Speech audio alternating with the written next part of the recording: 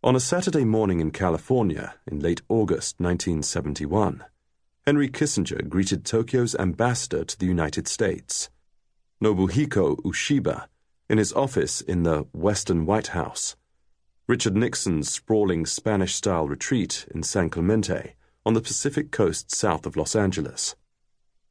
The meeting took place just 6 weeks after the first of two seismic surprises sprung by the White House on America's closest ally in Asia, the secret opening with Communist China. Then, just a week before Ushiba's arrival, Nixon announced the United States would go off the gold standard, upending in one swoop the bedrock of the post-war economic order and sending countries like Japan scrambling to buy dollars.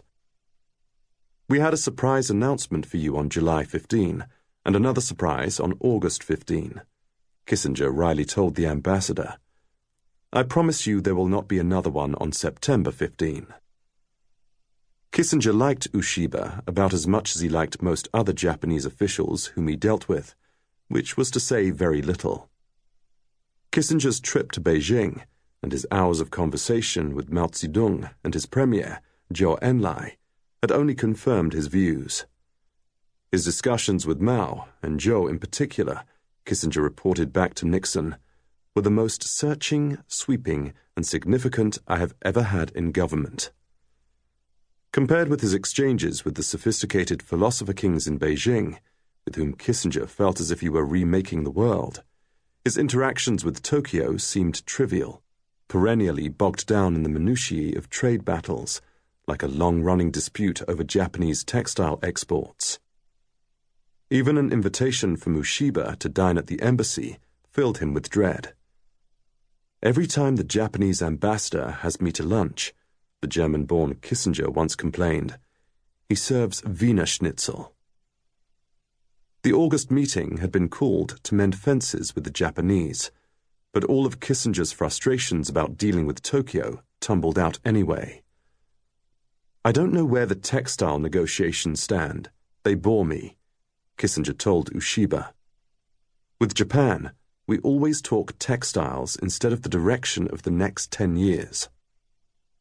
The conversation proceeded like many of the official meetings involving Nixon's national security advisor. High policy mixed with sly digs at mutual interlocutors, paranoia about leaks, and harsh denigration of critics, who in this encounter consisted of businessmen lobbying on trade issues. Economic leaders are usually political idiots, Kissinger snapped at one point. Ushiba could at least agree on that. Throughout, Kissinger the diplomat had to steer the discussion back to the White House's core message, refuting the absurd proposition that China would replace Japan as America's ally in Asia. The Chinese are opponents, though maybe with our policy we can make them a little less aggressive, he explained. But you are our friends. We will not trade our friends for opponents. It was a reassuring sentiment that seemed tailor-made for public consumption. But no sooner had Kissinger uttered it than he paused and pointedly asked, I assume what I say is not reported by your press officer. For all of Kissinger's rapture about building a bridge to China, the breakthrough in Beijing was as much a moment of rupture as reconciliation. With its grand strategic recalibration that pulled Red China into the U.S. camp against Moscow, Washington, so the joke went, now had more communists on its side than the Soviet Union. That such a move had been canvassed for some years in the White House, in Congress, and in the United States itself, didn't lessen the shock when it happened. In one fell swoop, Nixon and Kissinger consigned a loyal Taiwan and Chiang Kai-shek's nationalists into a diplomatic isolation in which they are still largely suspended today. Other countries that had dutifully followed Washington's lead in shunning Beijing's communists along Cold War lines since the 1949 revolution were forced to scramble to reset their policies. Nowhere was the upheaval greater than in Japan, which had committed itself to military, diplomatic, and economic dependence on Washington at the end of the U.S. occupation in 1951, only to find its ally had now shut it out on core issues of vital national interest.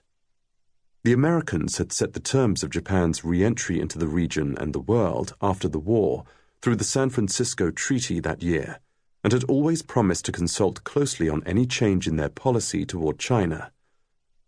Now, with just 1 hour's notice of its intentions to the Japanese government, Washington had rewritten the rules. Nixon and Kissinger's deal had not only upended Tokyo's relations with Washington.